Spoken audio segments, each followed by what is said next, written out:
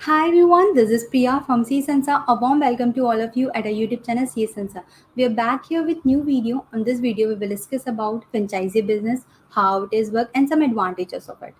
Before starting, I want to request to all of you, please like the video, subscribe our YouTube channel, and press the bell icon.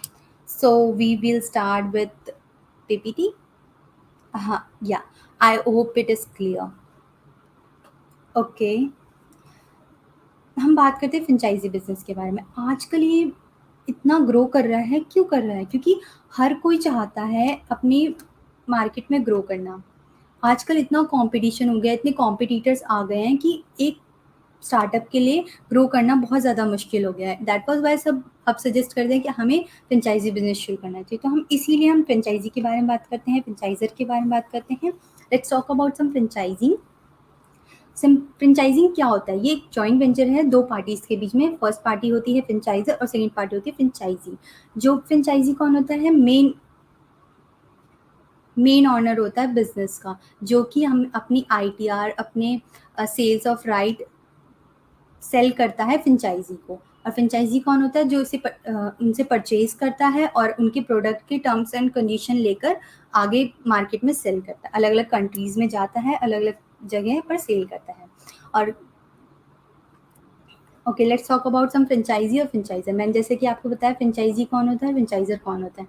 तो franchise क्या होता है? जब कुछ franchise हम बात करते हैं अभी कि फ्रेंचाइजी को क्या करना पड़ता है। फ्रेंचाइजी को पेमेंट, कुछ फ़ी देनी पड़ती है और कुछ उसे अपने सेल्स में से परसेंटेजेस देनी पड़ती है फ्रेंचाइजी को, और वो उन्हें अपना लाइसेंस दे देते हैं। आगे आप हमारे सेल कर सकते हो प्रोडक्ट को, कुछ with some terms and conditions.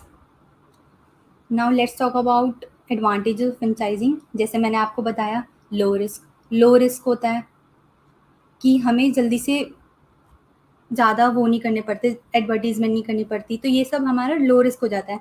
हमें पता है कि हमारे पास कस्टमर्स हैं, इसलिए वो हमारे पास आएंगे, तो हमारा ये लो रिस्क हो जाता है। ग्रोथ ईजिली हो जाती है।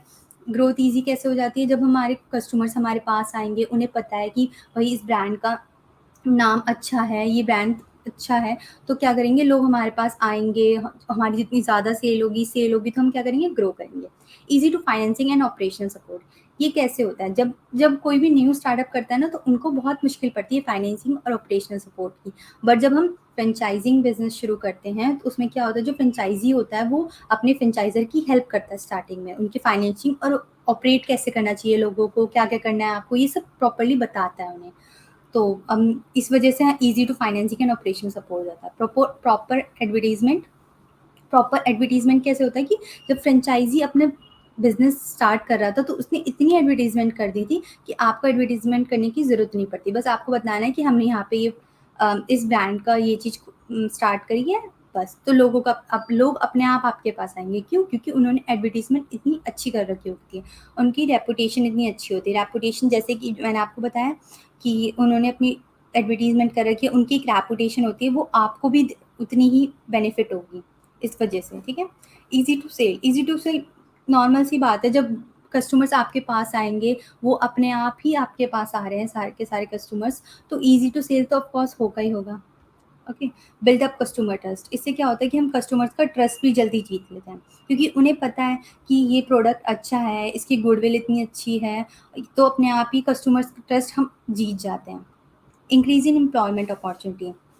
इसमें क्या होता है, जैसे कि हम केएफसी का एग्जांपल लेके इसको समझा सकते हैं। केएफसी कहाँ का ब्रांड है? अमेरिका का। अमेरिका का ब्रांड है। जब वो अलग अलग उसने पहले वो अमेरिका में खुला, फिर वो इंडिया में भी खुला, अलग अलग स्टेट्स में खुला, इंडिया के श्रीलंका खुला, श्रीलंका के अलग अलग स्टेट्स में खुला। तो क्या हो गया कि जहाँ पे वो खुला, तो वहाँ पे उसकी एडवर्टीजमेंट बढ़ी गई। उससे क्या हुआ कि लोगों को एम्प्लॉयमेंट मिलती गई, क्योंकि ऑफकोर्स सी बात है, कोई बिजनेस खुलेगा तो एम्प्लॉयमेंट बढ़ेगी, तो हमारी ग्रोथ भी अच्छी से होगी।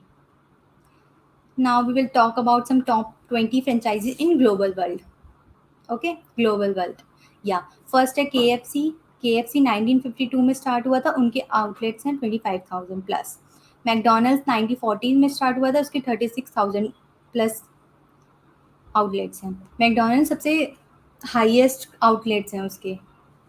टैको बेल, डमकिन, पिज़्ज़ा हट, burger king, 7-Eleven, cumin, Century 21 Real Estate, Hampton by Hilton, Popeyes Logicana Kitchen,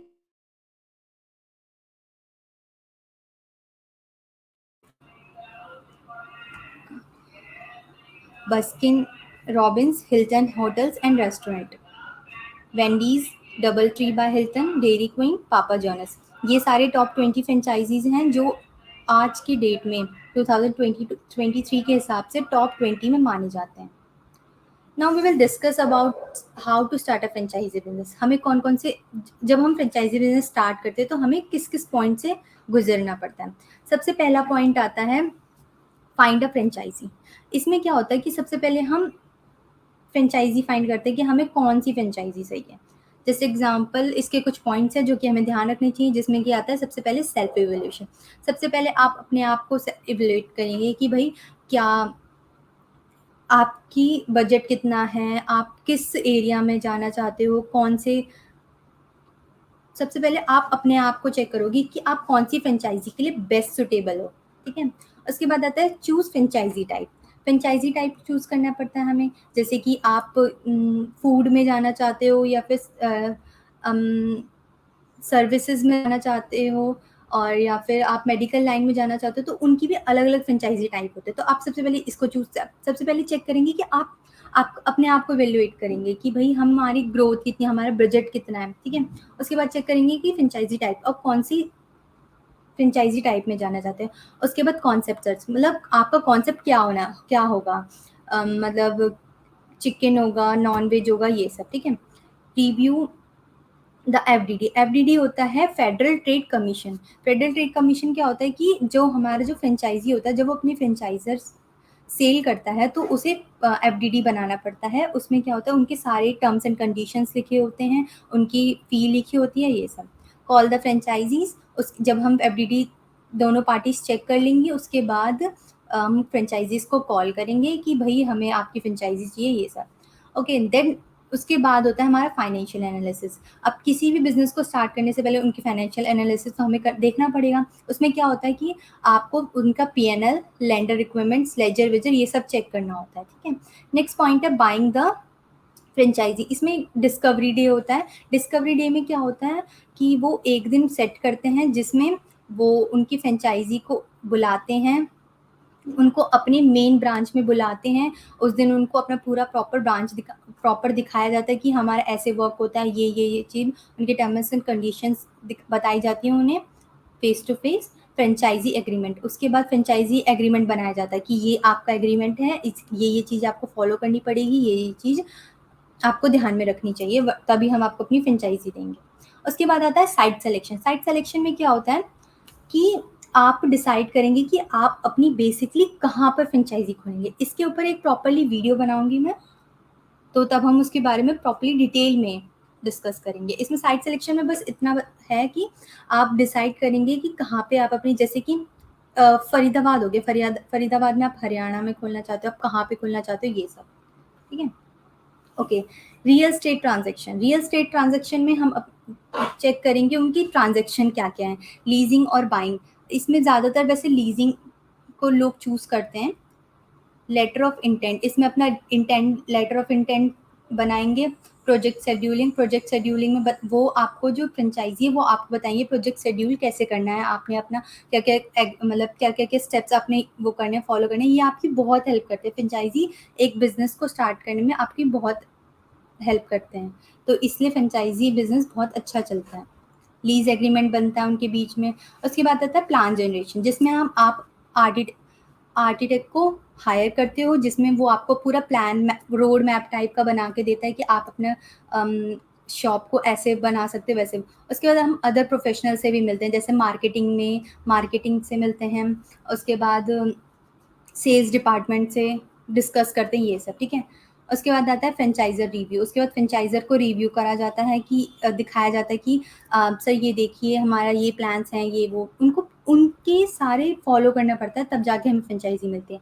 permitting क्या होता है कि वो उसके इस प्लान जनरेशन के बाद ना आपको परमिट दे देते हैं कि आपके पास राइट है, आप अपना बिजनेस स्टार्ट करो। परमिटिंग होता है कि उन्हें परमिट दे देना कि हाँ आपको राइट है, आप कर सकते हो। अब परमिटिंग के बाद कंस्ट्रक्शन होता है। कंस्ट्रक्शन में वो क्या होता है कि आप अपना, अभी तक सिर्फ हमारा जो परमिटिंग तक है ना, अब तक सिर्फ हमारा माइंड टू माइंड हो रहा था डिस्कशन ये सब। अब कंस्ट्रक्शन में रियल वर्ल्ड में आ जाते हैं। रियल वर्ल्ड में क्या होगा कंस्ट्रक्शन में कि अब वो अपनी बिल्डिंग को कंस्ट्रक्ट करेंगे, कहाँ पे उनको मतलब रखेंगे, चीज़ें कहाँ पे होगा, ये सब। उसके बाद जब कंस्ट्रक्शन कंप्लीट हो जाता है, उसके बाद आता है ग्रैंड ओपनिंग। ग्रैंड ओपनिंग में फ्रेंचाइजर कोऑर्डिनेशन होता है, मतलब उनको प्रॉपर्ली फ्रेंचाइजी जो है ना, उनको बुलाया जाएगा, आपको आप उनसे कोऑर्डिनेट करा जाएगा। आप अपने फैमिली फ्रेंड्स को बुला सकते हो अपने ग्रैंड ओपनिंग में, ठीक है। उसके बाद फैसिलिटीज़ मेंटेनेंस, इसमें क्या होता है कि आपको कितने एम्प्लॉयज़ रखने हैं, क्या करना है, यहाँ पे फैकल्टीज़ लगाए जाते हैं, जैसे कि एचआर डिपार्टमेंट में कौन होगा और मार्केटिंग डिपार्टमेंट में कौन होगा। बस ये सारे पॉइंट्स हैं जो कि आपको ध्यान रखने चाहिए फ्रेंचाइजी बिजनेस स्टार्ट करने से पहले। Okay, thank you so much. I hope it is clear to you. If you have any doubt you can share with comment box. Thank you so much.